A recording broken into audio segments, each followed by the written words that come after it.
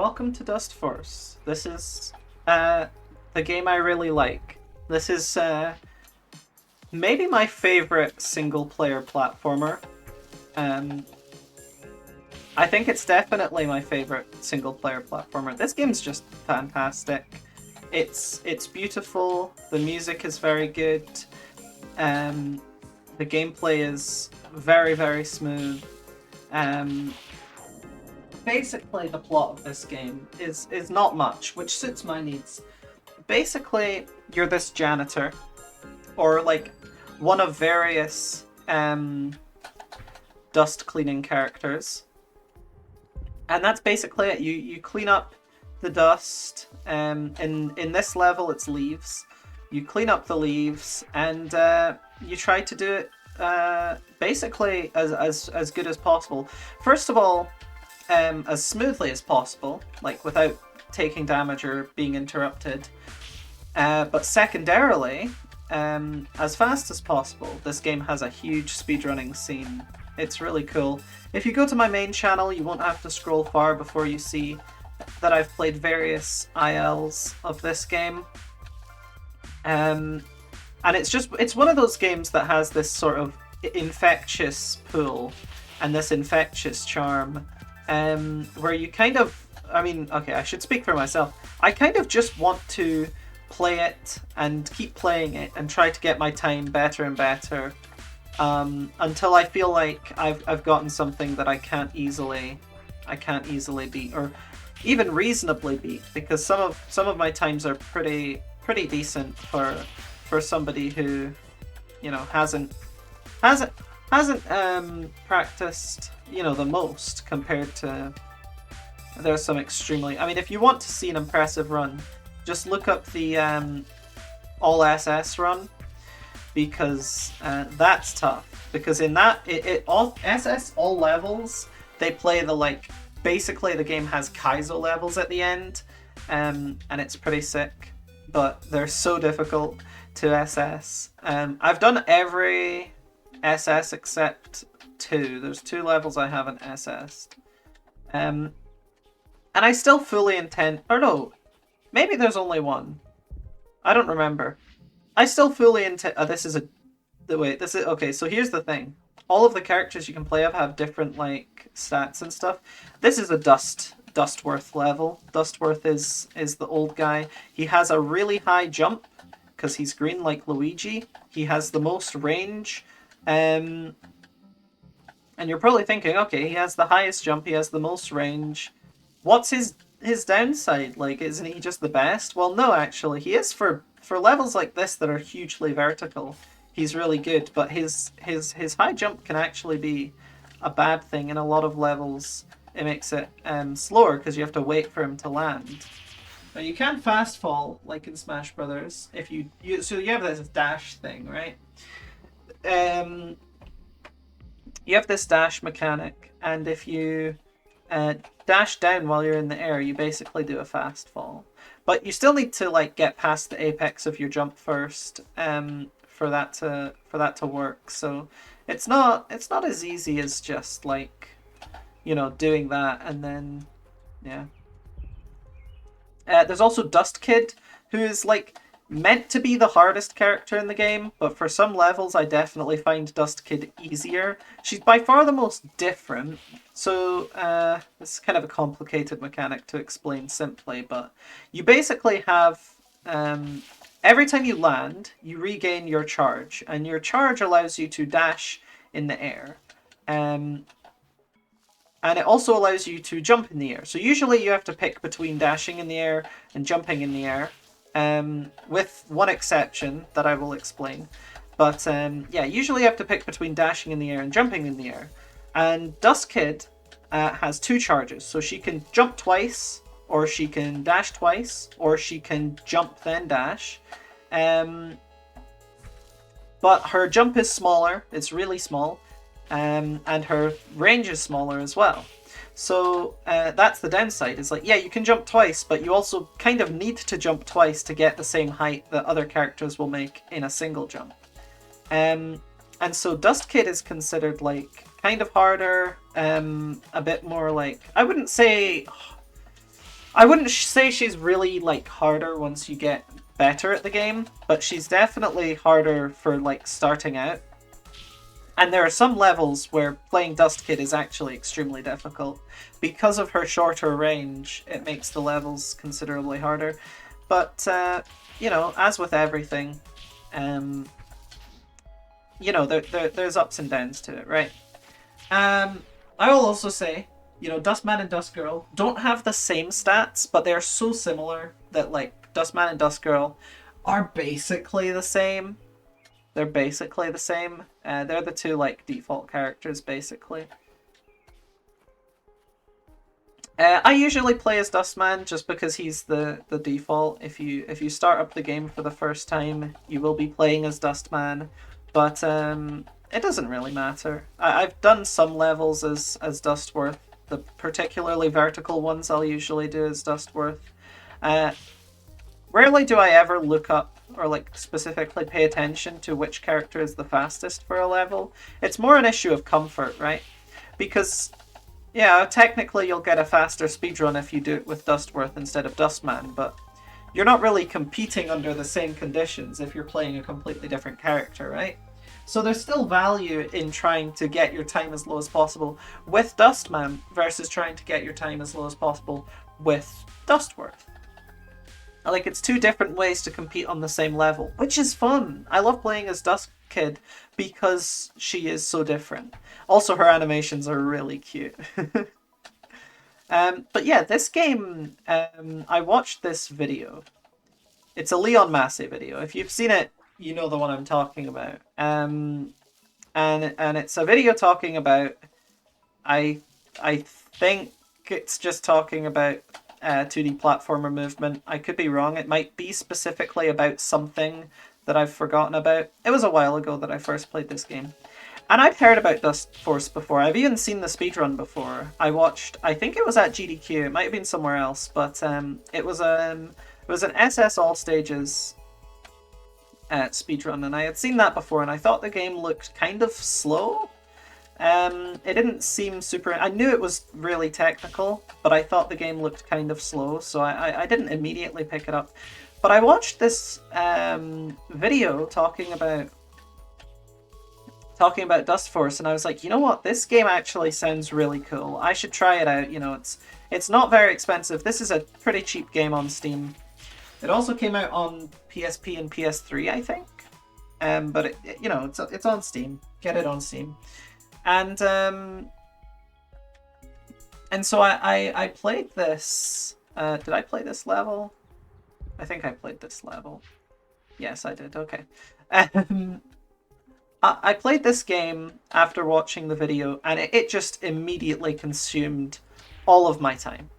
It just immediately consumed all of my time, and suddenly, okay, I'm playing this game. And I think I put in like 50 hours in the first like 2 weeks of playing it, which isn't the most hours I've put into one game in 2 weeks, but it is a significant amount of time. And I was oftentimes playing this instead of, you know, getting on with uni work that I had and stuff like that. Like it became such a huge moving force in my life at the time that I was just I don't know. I came home and I was immediately hopping on Dustforce. I mean, it's a fantastically addictive game, and it feels so satisfying to like play it and improve at it.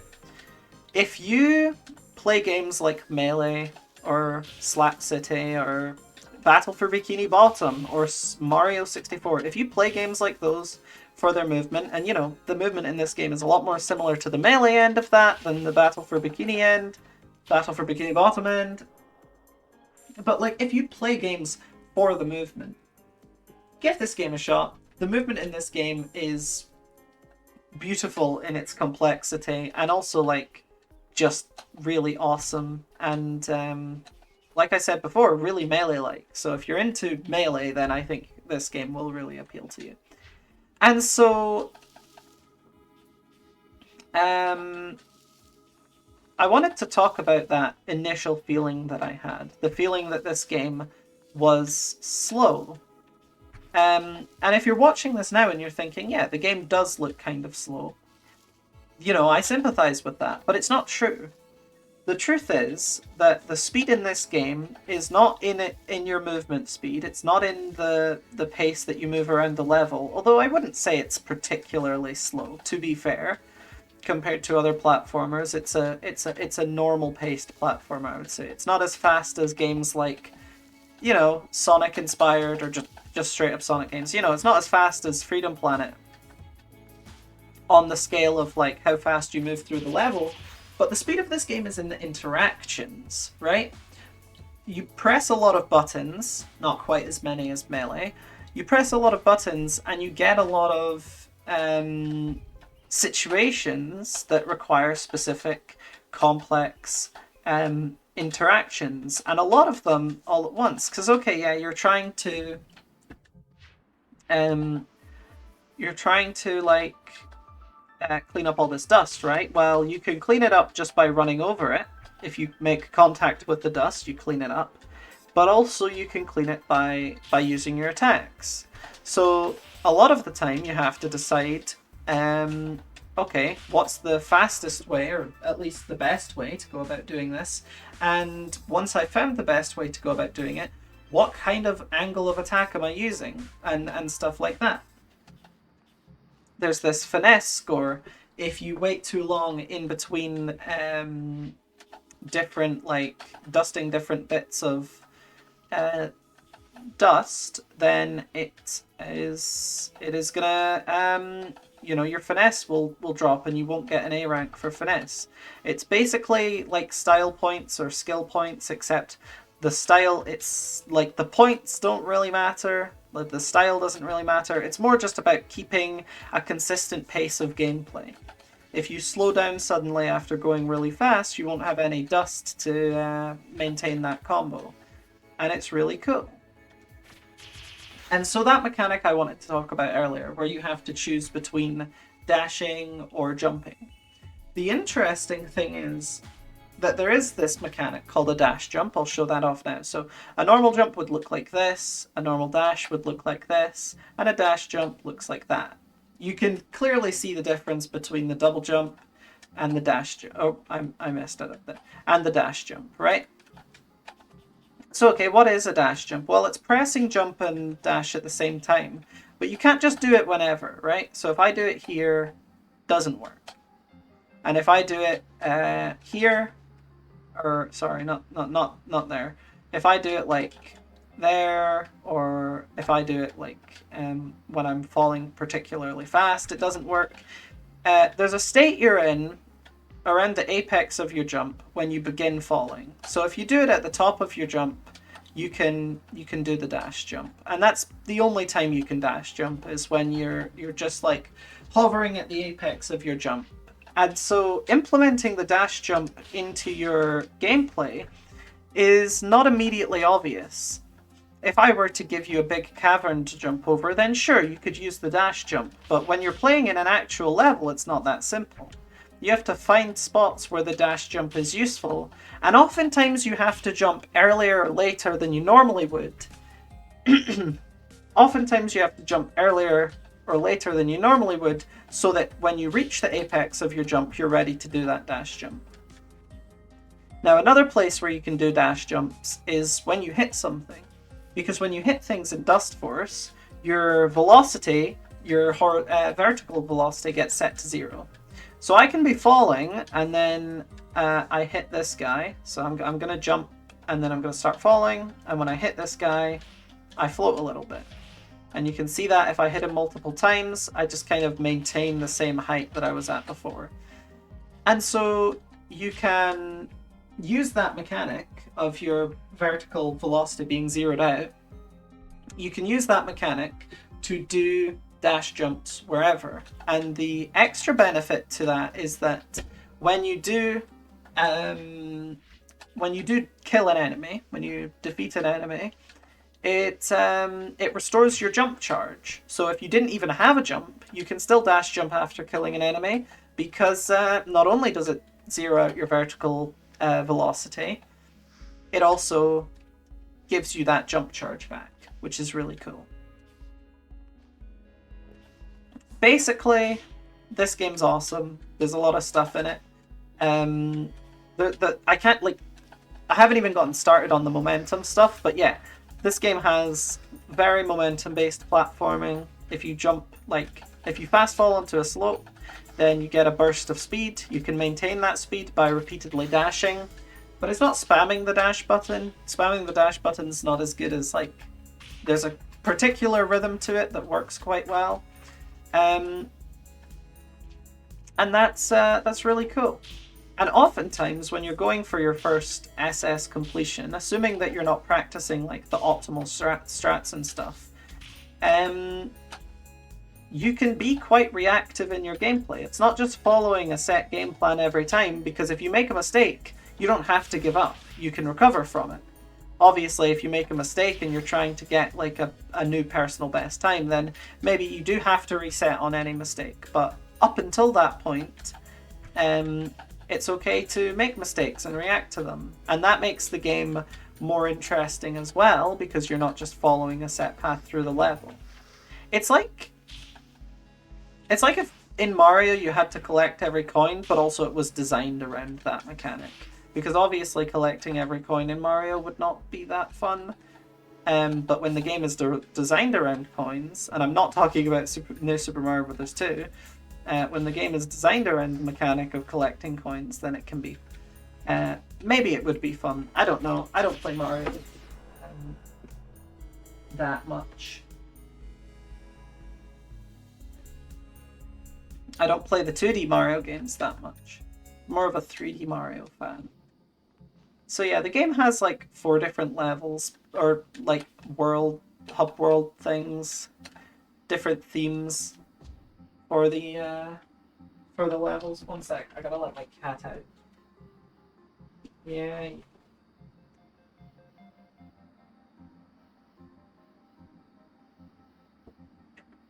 Right, hopefully I remember to cut that out of the video, otherwise it'll just be a little awkward bit of silence. So yeah, there's these 4 different hub worlds. There's this castle level, there's the forest level, which is so pretty, and also the soundtrack for this game is so pretty. I'm absolutely in love with the soundtrack of this game. It's probably the best video game soundtrack ever. If it's not, okay, I mean it's got competition. Let's be real. There are some pretty good video game soundtracks out there. But it's up there. It's really good. I really do like it quite a, huge amount. In fact, I could turn the music up a bit, and then you'll be able to hear that.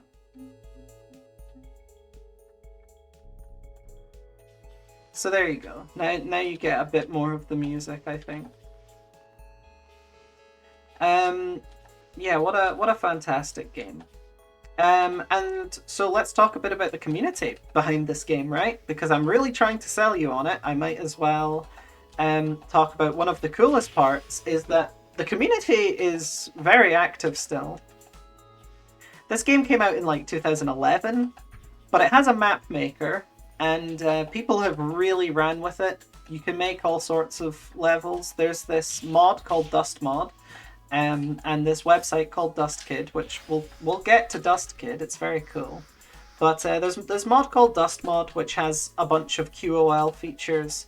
But the main QOL feature it has is you can find custom levels within the game. So you can just download Dust Mod and then find all of these, an amount of custom levels that you basically will never play all of, right? It's fantastic. And there's also the DustKid Daily, which is a daily custom level, that people can compete on, and it's pretty cool. So yeah, what is DustKid? DustKid, so the game has in-game leaderboard, right? And DustKid is a website that basically aggregates all of the scores from the in-game leaderboard, saves them to a database, and then creates data about all of these players, and pages and stuff. And it's really cool because it allows you to quickly search through all of the stuff without having to go through the in-game menus for it, which admittedly leave a little bit to be desired. They're good if you only want to look at the top 10 runs, and then they're good if you only want to look at your own runs. But past that, if I want to look at the top 10, Dust Kid runs or the top 10 Dustman runs, then it's hard for me to find that for a specific level, because you can't sort by characters. Well, on Dust Kid, the website, you can do that. So there's one of the benefits of having this website. And yeah, it's just so cool. It's just so cool. Also, when I upload this, it's my birthday. So if you got this far in the video, first of all, buy the game. Second of all, happy birthday, Melonkeeper Gold, in the comments. Fun facts about my birthday. Keemstar was also born on the March of 8th. The 8th of March. Which is, it's some kind of legacy to have, right? It's some kind of birthday to share. People are always like, I share my birthday with Jesus. I share my birthday with... Who else is like a cool person to share a birthday with? I share my birthday with... I can't even think of someone who would be cool to share a birthday with. Well, I'll get back to you on that one. But yeah, people are always like, oh, look who's born on the same day as me. I'm like, Keemstar. It's just like the worst person ever. But whatever. So that was an example of where playing as Dust Kid was actually quite useful, because... Oh yeah, also you get those finishing moves when your bar fills up. Those are really cool because they serve two purposes. First of all, they're basically a screen clear, so they can clear all the dust on the screen, and they can also kill all the enemies on screen. They also look really cool. But secondarily to that, they give you back your jump charge. They give you back your jump charge, which is pretty cool. But yeah, this game has kind of weird momentum mechanics, and they're kind of exploitable in unintuitive ways. Not too many different ways, but I'll have to play Downhill to show you. But Downhill's the first level of the game. So the way that you speedrun Downhill is I'm gonna do it with Dustman. The way that you speedrun it is you do this kind of movement at the start, where you jump to the top and then go down, and that jump onto the roof actually does make you go faster for some reason. I can't explain it. But yeah, speedrun of... I'm just gonna play my replay for you because I have speedrun Downhill enough to have a pretty decent time. I mean, number 685, but that's on the first level, so it's pretty serious business. But let's see what that looked like. Oh, I didn't do it. Never mind. Wait, no, that's not me. That's not me. Hold on. That's a different person. I swear I clicked on Melonkeeper, but that had a different person's name at the top, so I must have gone to the person below me somehow. Okay. There we go. This is Melonkeeper. I still didn't do it. Whatever. Whatever. Just imagine I did it. But yeah, this is kind of what a speedrun of Downhill looks like. Pretty cool, if you ask me. Yeah, you don't use... You're supposed to use the finisher there, but it's actually slow to use the finisher. Also, there's a taunt button.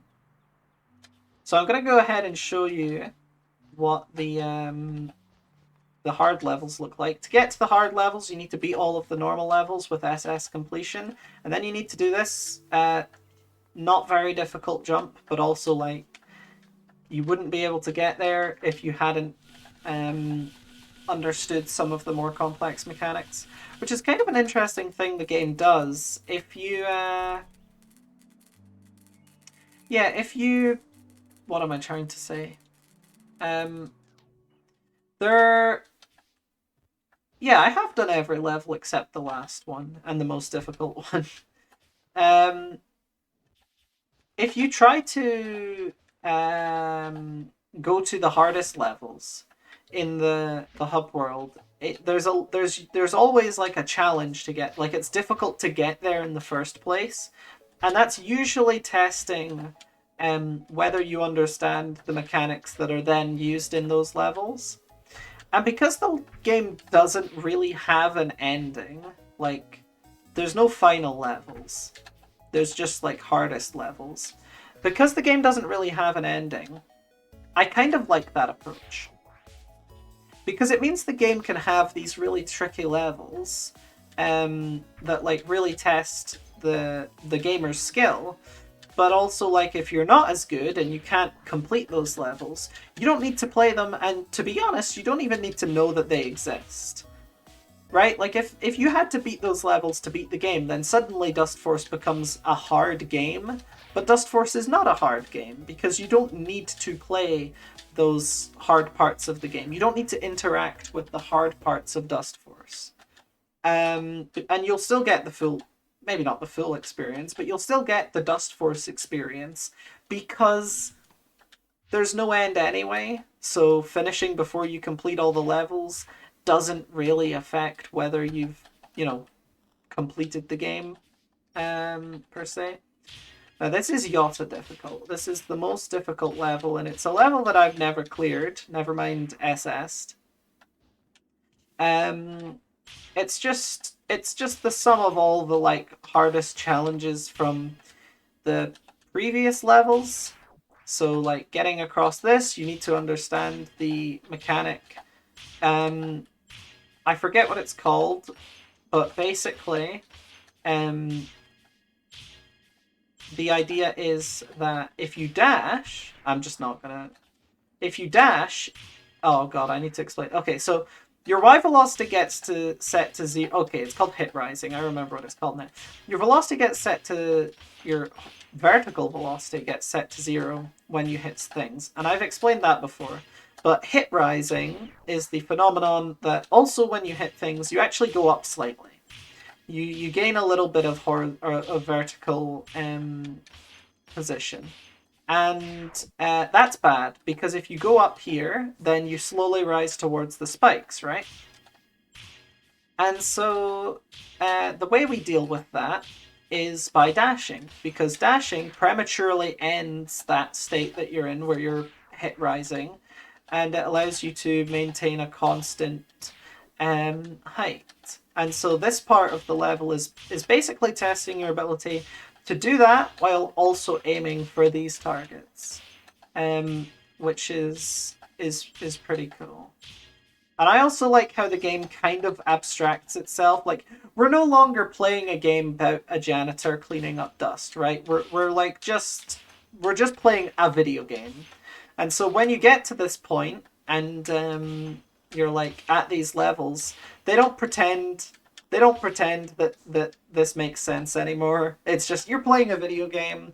We're gonna make it as video gamey as possible, and I kind of appreciate that. Also, spike jumps are cool. Look at that.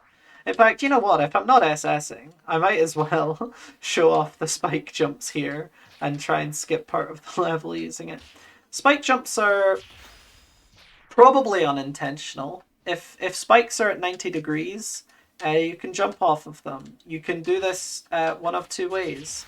You can either frame perfectly press the jump button, or you can hold the jump button because you can buffer it. The way it works, do I actually need to clear? Okay, no. I just need to like indicate to the camera that yes, I'm over here now. Ah, I can show off one of these as well. Oh, this will be cool. So yeah, spike jumps. You can jump off of 90-degree spikes, and because they're 90 degrees, you start sliding. But the sliding probably this might be the way it works. It might not be the way it works. This is one explanation that I've heard. The sliding prevents you from taking damage for the first frame, which means you're able to jump. So you just hold down to start sliding, and then you hold jump to buffer jump. You can also do it by jumping frame perfectly. Who's got time for that? So the next thing I want to show you is that when two spikes are like next to each other, you can jump between them. It's kind of hard, but double jumping in midair removes, if you double jump with your stick set to neutral, or if you're not holding a key on keyboard, it actually resets your horizontal momentum. So you can use that to do lineups like that, where you actually where you get, what's it called? One of those, I forget what they're called. They have a name, but one of those lineups where you don't get hit by the spike because there's like a one unit in between the spikes where you can not get hit by them, which is pretty cool. This part's pretty hard if you're trying to SS because it's really easy to overshoot the dust, but this part should be pretty easy for someone who's just trying to get to the end. I'm still struggling. I haven't played the game a lot recently, so I'm gonna blame that for my bad gameplay. But we made it. We made it. We're making it. Okay.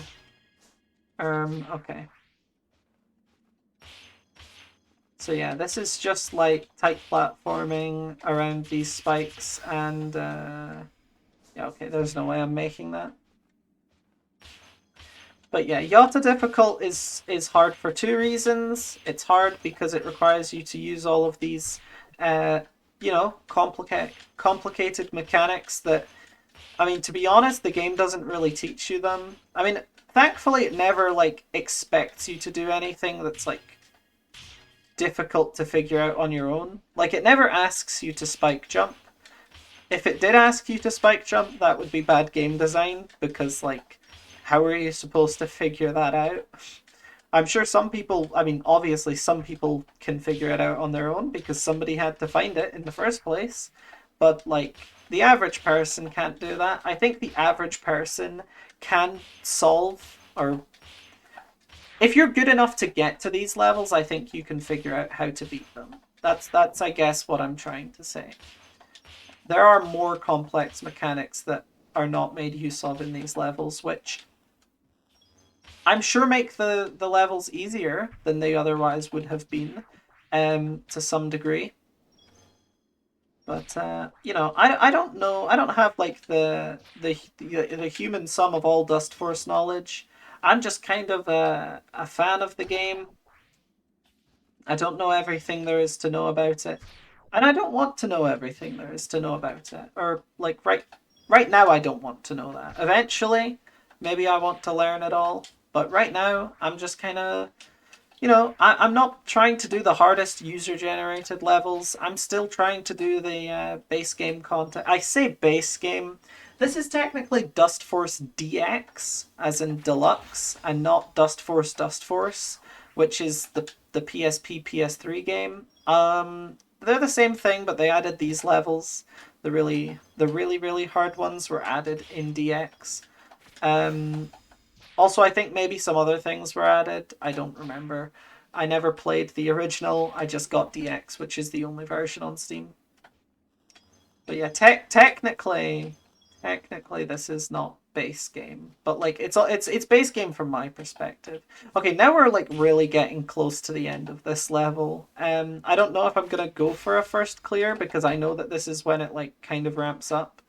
Oh yeah, this is like the part of the game that wants you to exploit the like what's it called, the momentum mechanics. Like, check this out. The idea is that you slam, yeah, so this is it, right? This is the last like challenge and there's no checkpoints from here. It's just do all of this ridiculous platforming. Oh, and those jumps are hard. Those jumps are necessary in a previous level, and I hate them with all my passion, but I don't need to do them because I'm not going for completion. I just want to beat the level, so that's fine. But yeah, that'll be a pain in the arse when I actually want to play this level. The fact that those are right at the end makes me really not want to do it actually. Um, but whatever. Yeah, this it's a hard platforming challenge. This is definitely not for the faint of heart. I've always said like Celeste is a hard game, but I think anyone can beat it. Maybe not Chapter 9. Maybe not anyone can beat Chapter 9, but, you know. Um, like, 1 to 7, Celeste is a hard game, but, like, I would expect anyone who picks it up would be able to beat it, given that they don't get too frustrated with the game first. But, like, mechanically, it doesn't ask too much of you. This is harder than level 9, than chapter 9. Sorry, this is harder than Farewell by a lot.